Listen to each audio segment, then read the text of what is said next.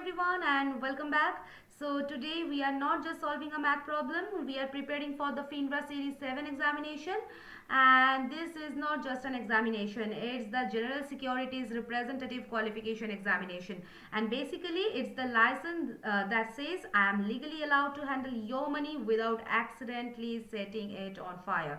And if you want to trade the stocks, the bonds, options or the investment company products, this examination is your golden ticket, and it's a 125 question marathon where the FINRA tries to trick you into the thinking tax law is fun.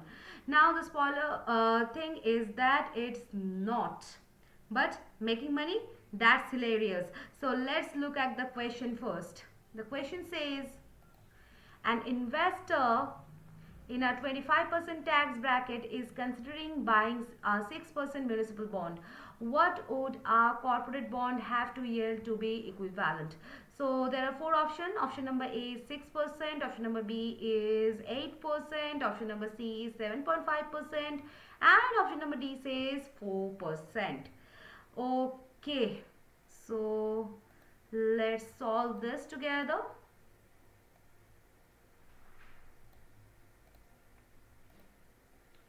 Okay, look at our characters here. We have an investor in a 25% tax bracket. Now, in the eyes of the IRS, this person is a working quarter of coupon. Now, then we have the municipal bond. These are issued by the states or the cities. Now, why do we love munis? Because they are the cool kids of the bond world. They are federally tax exempt, and when a muni says it gives you 6%, you actually keep the whole 6%. No Uncle Sam knocking on your door at 3 a.m. asking for his cut. And but then enters the corporate bond. Okay, so it's flashy, it's big business, but it's fully taxable. To compete with the muni, the corporate bond has to offer a bigger striker price because the government is going to shave some off on the top. Okay, so in the world of FINRA Series 7, always remember it's not about what you earn, it's about what you keep. Now, if a corporate bond offers you 7% and the muni offers you 6%, the 7 looks bigger, right? But wrong. If you are in a high tax bracket, that 7% gets haircut by the IRS. Now suddenly you are left with the 5.25% and you are crying in the corner while the muni investor is sipping lemonade with their full 6%. So the tax equivalent yield, that is the TEY, we use this beautiful piece of logic. That is tax equivalent yield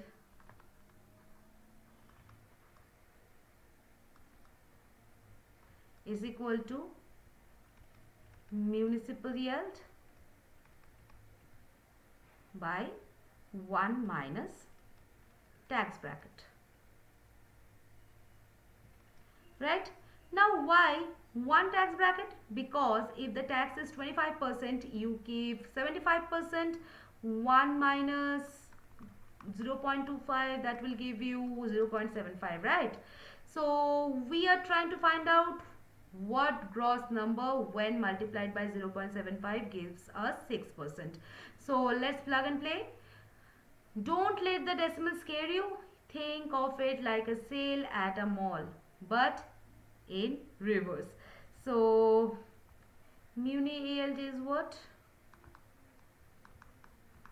6% or 0.06. Tax bracket 25% or 0.25, and the calculation will be equivalent corporate yield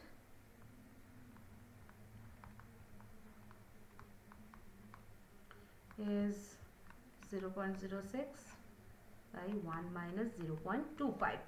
So this will be 0.06 by 0.75. Now 0.06 divided by 0.75, that's like asking how many times 75 cents goes 6 into $6. So that the answer is 8 or the 8%. Okay, So if a corporate bond pays 8% and the IRS takes 25% of that, 8.05 is 0.25, that is 2, and you are left with 8 minus 2, that is 6%. Okay, so now let me tell you that how FINRA tries to mess with your head. They might give you a corporate yield and ask for the muni yield. So you have to divide, because the corporate yield must be bigger, and corporate to muni, then you multiply, because muni yield will be smaller. Okay, so the municipal bonds are generally exempt from the federal taxes. If the investor lives in the same state that issued the bond, it might be double tax free, state plus federal. But for this question, we stay focused on the federal bracket provided, right? So looking at our options, A is 6%, too low, no tax accounted for. B is 8%. Yes, this is the winner, the champion. And option C says 77.5%, close but no. And option number D is 4%. You are going backwards, so stop that. So our winner answer is option number B, 8%. Okay, so I hope this is clear to you. See you in the next session, guys. Bye bye.